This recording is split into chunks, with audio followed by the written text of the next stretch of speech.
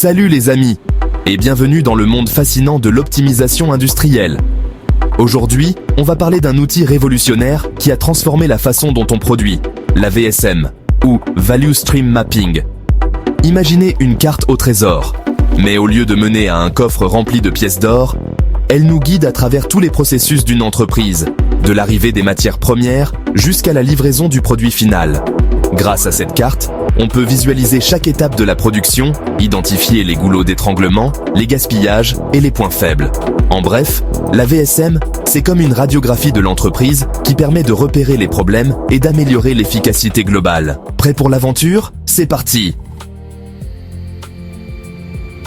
Notre histoire commence au pays du soleil levant, dans les usines Toyota, après la Seconde Guerre mondiale. À cette époque, le Japon se relève difficilement de la dévastation et les entreprises doivent faire face à des défis immenses pour se reconstruire. Le Japon est en ruine, les ressources sont rares et l'entreprise doit produire des voitures de qualité avec un minimum de moyens.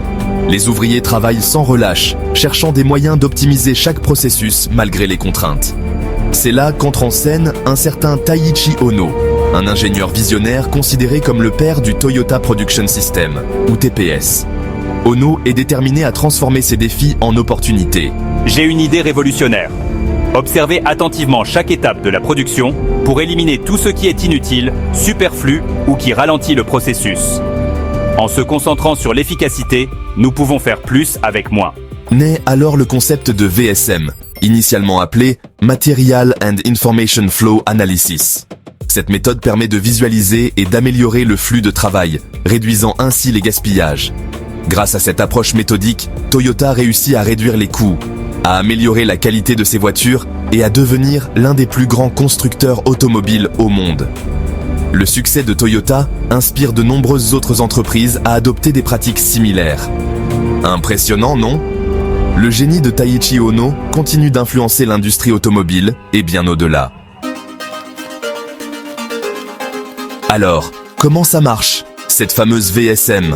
La VSM, ou Value Stream Mapping, est une méthode visuelle qui permet de comprendre et d'améliorer le flux de production. C'est simple comme bonjour.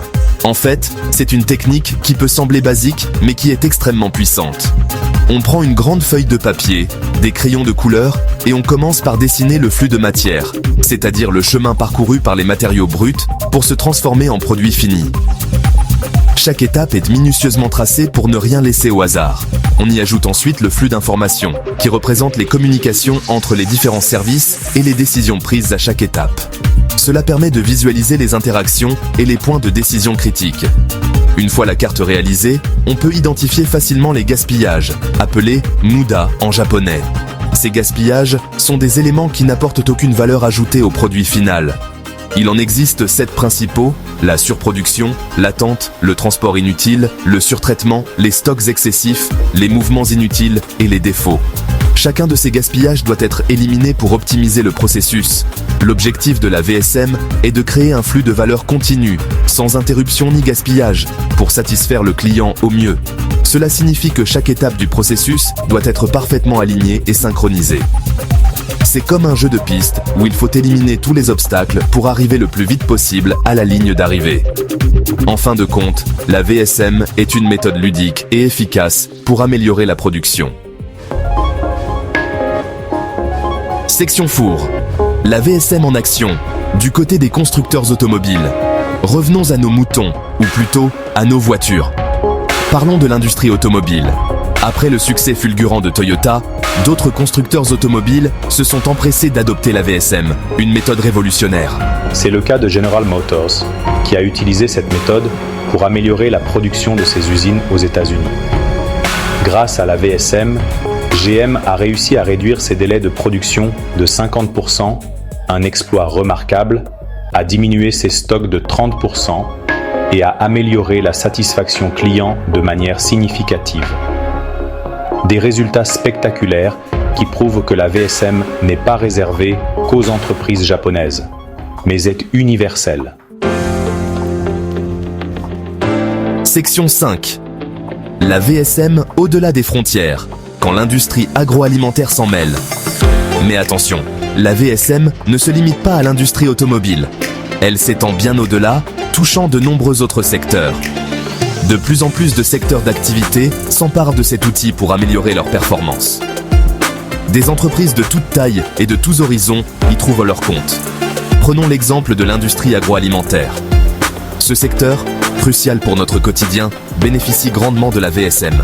Imaginez une usine de production de pizzas surgelées. Un environnement où chaque seconde compte et où l'efficacité est primordiale. Grâce à la VSM, on peut analyser chaque étape du processus de manière détaillée et précise, de la fabrication de la pâte à la mise en carton des pizzas, en passant par le contrôle qualité, l'ajout des ingrédients et la cuisson. Chaque étape est optimisée pour réduire les pertes et améliorer l'efficacité. On peut ainsi identifier les sources de gaspillage, les inefficacités et les points de blocage, comme les temps d'attente trop longs entre chaque étape, les ingrédients jetés inutilement ou les emballages inadaptés. Tout cela peut être corrigé. En optimisant le flux de valeur, l'usine peut produire des pizzas de meilleure qualité, répondant aux attentes des consommateurs, à moindre coût et en moins de temps. Miam, une véritable révolution pour l'industrie agroalimentaire.